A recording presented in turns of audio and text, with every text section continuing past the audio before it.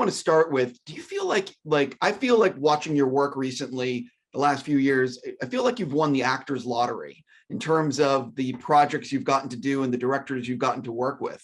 Does it feel like that at all to you, or have you been able to take a moment to appreciate, what has happened the last few years? I mean, a project is just a project until you make it. You know what I mean? So I think I've been very fortunate in attracting people who feel like they can do something with what I bring, or what I try to bring to a piece. And that's cool. You know what I mean? There's nothing more emboldening than that, as a human being and as an artist. And then have I taken time to kind of sit with it and acknowledge it? I mean, moments like this, I do. When you say something like that, I have to ponder. I have to stop and go, oh yeah, I guess that's right. And I'm extremely grateful for it. And the gratitude, I think my love language is actionable. I'm a service love language kind of guy, service. So I go, okay, that's happened. I'm very happy about that.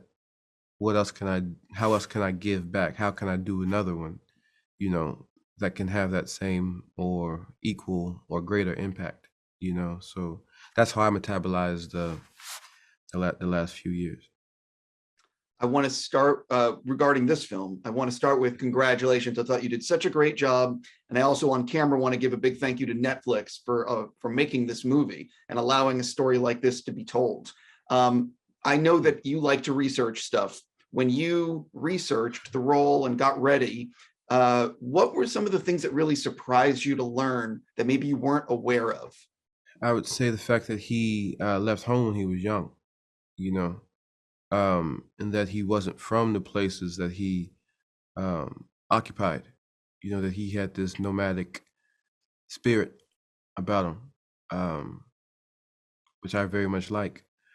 And then I would say the second thing would be just how, there's a book, and anyone can read it, The Adventures of Nat Love, Deadwood Dick, right? Adventures of Nat Love, also known as Deadwood Dick, right? And when you read that book, you realize how fantastical his life seemed, from his point of view. And that's something I didn't think of, like, here's a man who actually wrote an autobiography with a certain perspective about who he is, that he himself saw himself as a myth, and that gave me a lot of information about how bold and how clear and the frequency of choices I could, propose to, Jeymes Samuel, the director, for The Harder They Fall, and in this rendition of Nat Love. I would imagine that every Western has a big third act shootout. It's part of the genre. What was it like for you being part of a big Western shootout? Was it a lot of fun, or was it more like technically challenging, if you will? It was a lot of fun. I mean, I guess I'd say both, because it can only be fun if you can do it technically. You know what I mean? Otherwise, it's a headache and a nightmare, and you're terrified. But early on, Jeymes and I came to the conclusion, not even early on. I said, I want to do all the stunts, all of them, horses, guns, shootout, all of it, hand to hand, all of it. And again, I would now thank Netflix for letting me do that, because every stunt in this film is me, which is something that doesn't happen nowadays. But no, when you see that, I mean, and we cranked it up. I mean, what was in the original script and what we ended on is completely different. Not completely different, but there's a twist that we put in as far as the battle. It was like, because I kept saying to him, it's like, because when we were shooting it, it was like 70 yards. No, not even. It was like, no, it's about 70 yards from the top of the church down to the Rufus Buck mansion.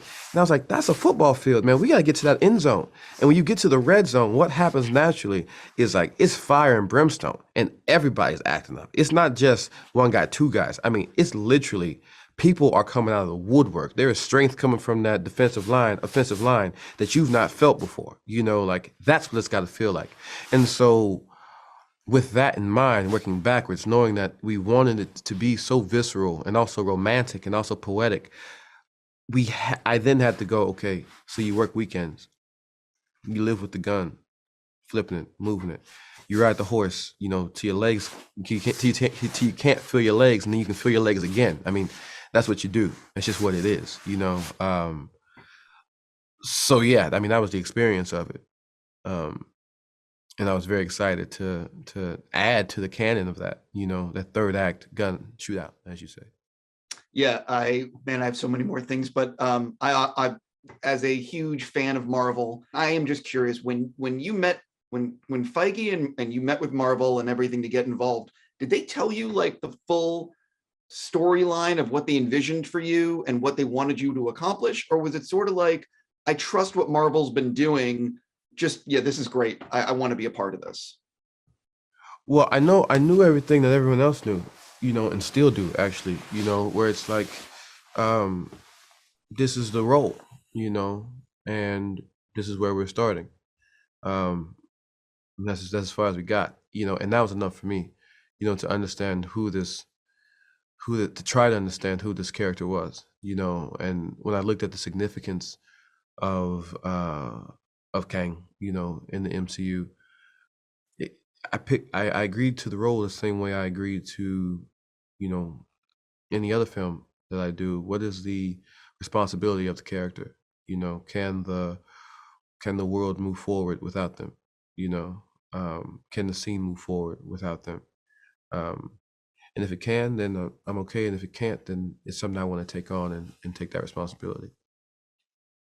I want to go back to The Harder They Fall. I read that when COVID shut down the movie, you stayed in Santa Fe to be able to ride your horse every day.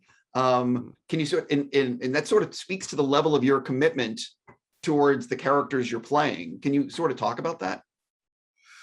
Yeah, I mean, I'm an actor, you know, and everyone does their job differently, you know, but for me, it's kind of it's what I do, you know. And if I'm not acting and if I'm not working on my craft, you know, that's like it's like your little private thing that you have. And if you don't have that, for me, if I don't have that private thing, it's hard for me to turn it off and turn it on. You are, you aren't, you know. And so it was also like a spiritual decision to just try to keep the light on, you know. The cast knew that I had stayed. Our production company knew that I had stayed. And it was a banner, you know, it was a war banner that when the time comes, you know, Nat Love will be here, you know, preparing and being ready, you know. But also it did give me time to really, I mean, you have the time you have and you make it work, but it gave me time to really get quiet with Nat and understand him more and kind of be able to, you know, there's moments in the film that are, you know, huge moments in the film that are just improv. You know, those improv scenes don't come on the day.